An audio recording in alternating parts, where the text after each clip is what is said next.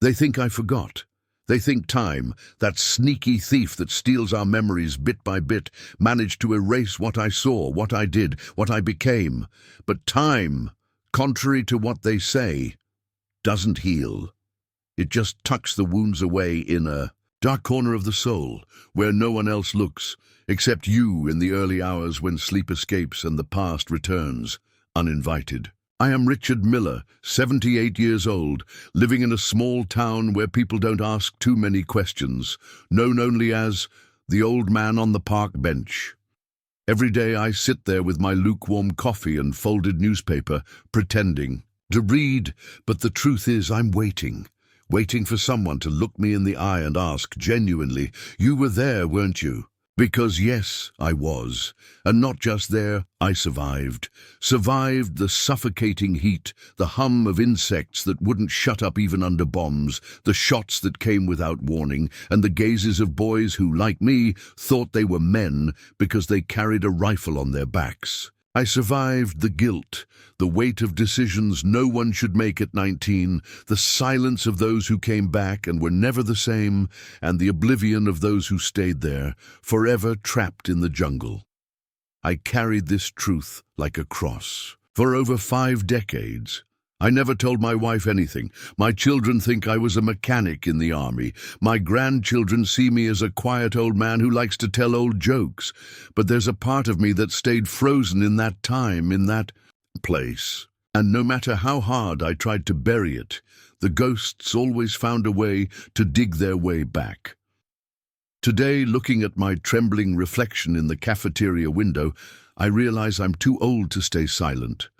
And maybe, just maybe, if someone hears what I have to say, I can finally rest with a bit of peace.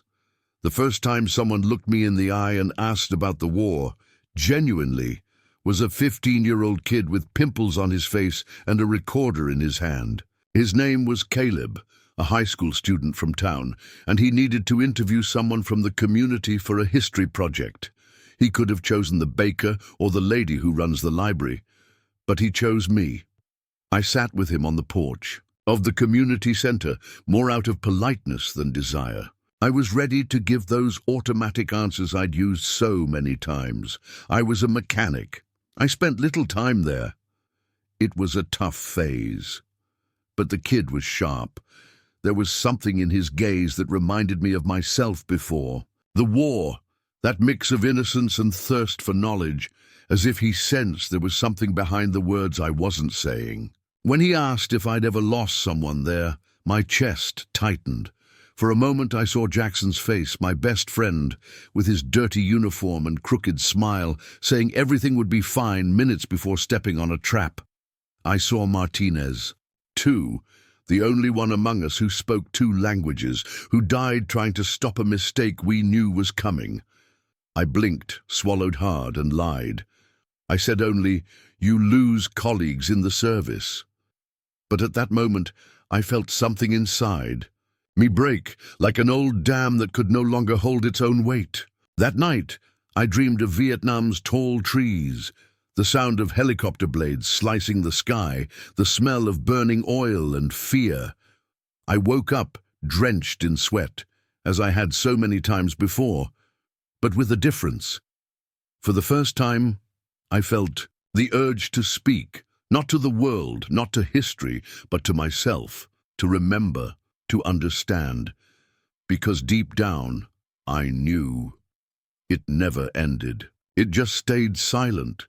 That urge to speak haunted me for days, like a distant echo that grows louder every time you try to ignore it. I started revisiting memories that had been locked inside me for decades.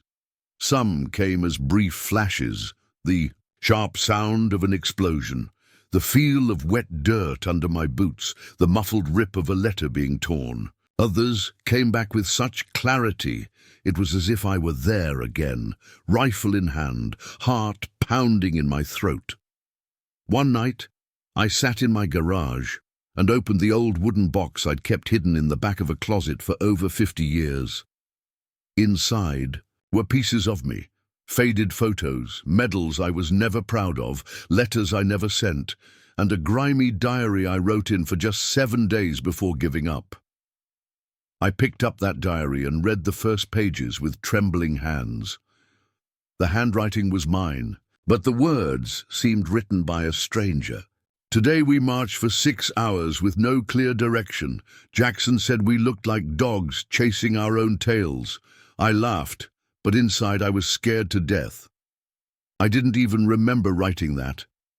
And yet, there I was, my youth, my fears, my hope, staring at that piece of paper like someone facing a broken mirror. The next day, I asked Caleb to come back. I told him I wanted to share some stories no one else had heard. He showed up with the same recorder and a new notebook, but this time I was the one who started talking. And once I began, I couldn't stop. It was like opening an old wound and realizing it had never truly healed. I needed to say what happened.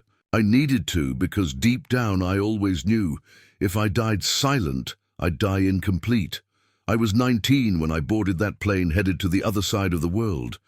I didn't know exactly where Vietnam was on a map, and to be honest, I didn't care much. What drove me back then was the empty promise of honor, the invisible weight of patriotism they'd placed on my shoulders since I was a boy, and that desire to be seen as a real man. My father had served in Korea, my grandfather in World War II, and now it was my turn. At least that's what everyone said. I remember the new uniform itching my skin, the smell of boot polish, the tension in the shoulders of every young man around me trying to look confident. But it was all a facade. The truth is, none of us were ready. I remember the first time. I felt the ground shake from a helicopter approaching, the noise tearing through the sky as if it were ripping reality apart. When the door opened, all I saw was green, suffocating, dense, sticky green. The jungle wasn't a place. It was a presence, something that watched us constantly, something that seemed to know when we were afraid. And we were always afraid. In the early days, we thought we were just patrolling, but we soon realized it was a game with no rules. We didn't know who the enemy was. Sometimes it was a man with a gun, sometimes a child with a grenade, and sometimes it was just the silence. The damn silence, that was the worst. Because when everything got too quiet, we knew something was about to happen. Orders came from above, and no one questioned them. When they told us to burn a village because they suspected the residents were aiding the enemy, no one had the courage to raise a hand. No one said, "This is wrong." And I was one of the ones who lit the match. I saw bamboo houses catch fire like they were paper. I saw an old woman on her knees, arms outstretched, shielding a little girl's body. And when the smoke cleared, they were still there, motionless, like statues made of ash. That image stuck to me like dried blood. I didn't say anything at the time. I just kept walking, rifle clutched to my chest, teeth gritted, pretending it was normal. But it wasn't. It was never normal. Every night spent in that damn jungle was a battle to keep my sanity. The heat was suffocating, the insects ate our skin like we were carrion, and the paranoia was constant. We slept with one eye open and a finger on the trigger. Jackson, my friend since basic training, said we'd turned into a kind of animal, one that didn't think, just reacted. And he was right. We didn't live, we just survived. And even so, with every passing day, a part of me died inside. The worst part? I started getting used to it all. And that's when you realize you're lost. It was on a stifling afternoon, one where the air felt heavy on your shoulders, that everything collapsed for good. The mission was simple, or so they told us. Routine inspection in an area where, according to intelligence, there was enemy movement. We went in 3 platoons, moving through the vegetation like nervous shadows. The tension was always there, but that afternoon it was different. The silence was thick, as if the air itself were holding its breath. Jackson was walking ahead of me, and I watched his body move like a metronome, trying to stay focused. We'd learned to spot the smallest signs, a broken branch, an odd smell, a displaced stone. But that day, we saw nothing. The trap was clever, silent. When it exploded, the sound was so violent that for a few seconds I heard nothing, just white, an absolute silence, as if the world had vanished. When my hearing returned, the first thing I heard was someone screaming, I don't know who, then the sound of my own heart, pounding like a drum. I looked to the side and saw pieces of things I didn't want to identify. And then I saw Jackson, fallen, or what was left of him. That broke me in a way I can't describe with ordinary words. The pain didn't come as a lament, but as a void, a hole that opened inside me and kept growing. The next day, they told me it was a combat casualty, that it happened, that it was normal. But how can anyone call it normal to carry your brother's belongings in a bag? I took his dog tag and put it with mine. A symbolic gesture. I know, but it was all I could do. After that day, something in me shut off. I stopped writing in the diary. I stopped counting the days. I even stopped praying. I did what I was told, but I didn't think anymore. It was as if my soul had stayed trapped in that clearing, with Jackson's body. It was in that state of numbness that I witnessed the worst. Decision our command made. We got orders to attack a spot where guerrillas were supposedly hiding, but when we got there, all we saw was a group of civilians, farmers, women, children. Scared, ragged people who barely understood what we were saying. They told us to clear the area, and in that context, clearing wasn't metaphorical. Some men hesitated, I hesitated, but others didn't. I saw soldiers I'd shared food, cigarettes, and letters from home with open fire without blinking, and when the shooting stopped, the ground was covered with innocent bodies. No one wanted to talk about it afterward. The report said, engagement with armed militias.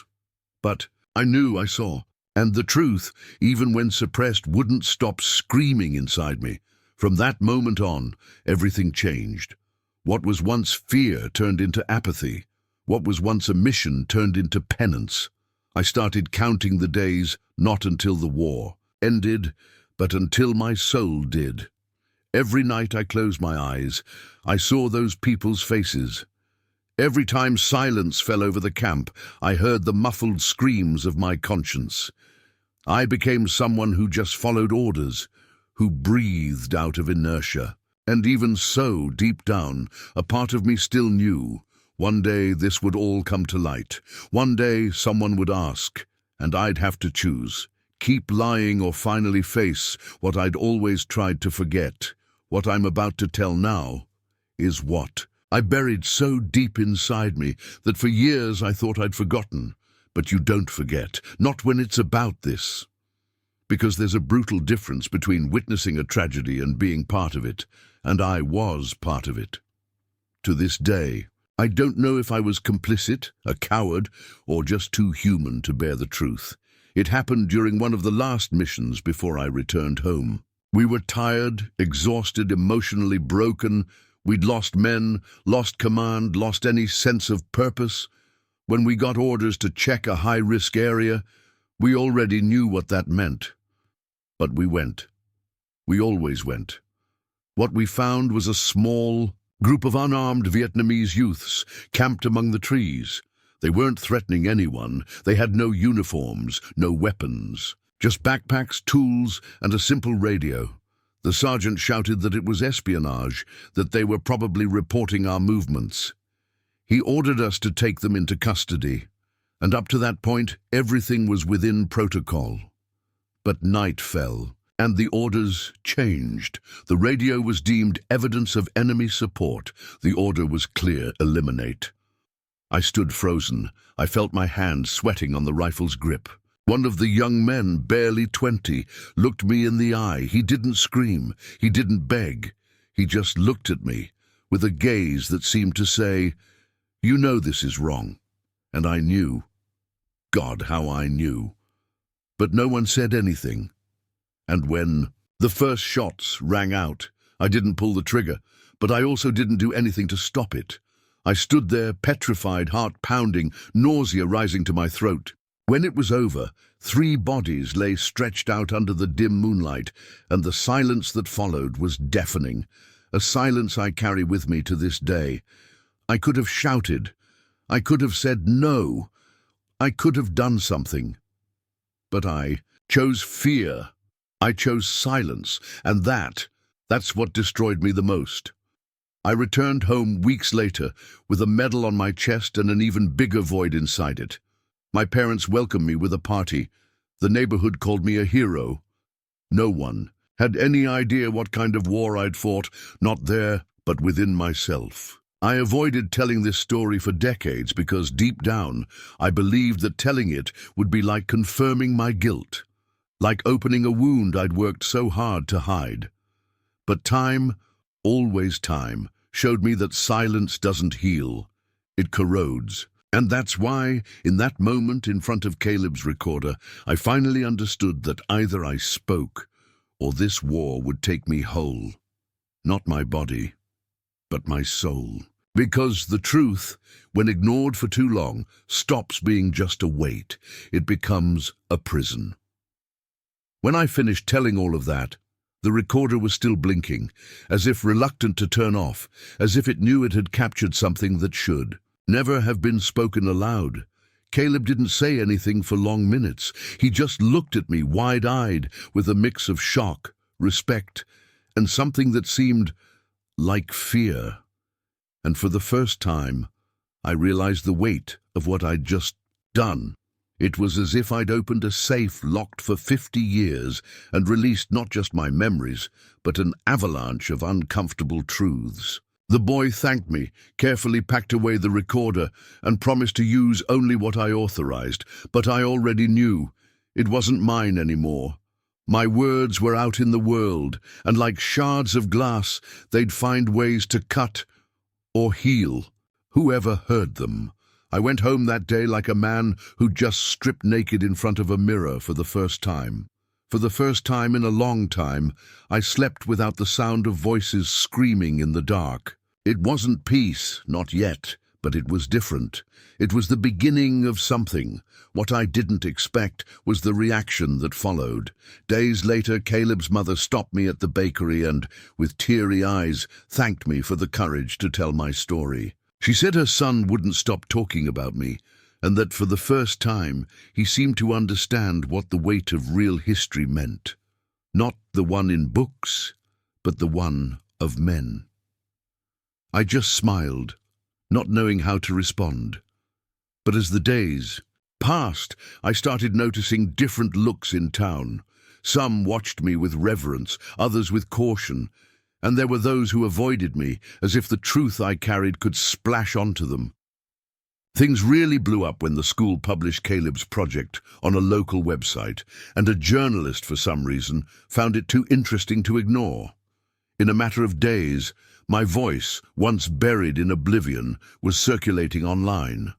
People from other towns started writing to me, old soldiers, widows, veterans, children. Some thanked me for saying what they couldn't.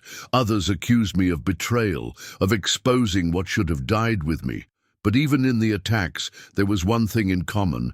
They all heard me. And that, in itself, changed everything.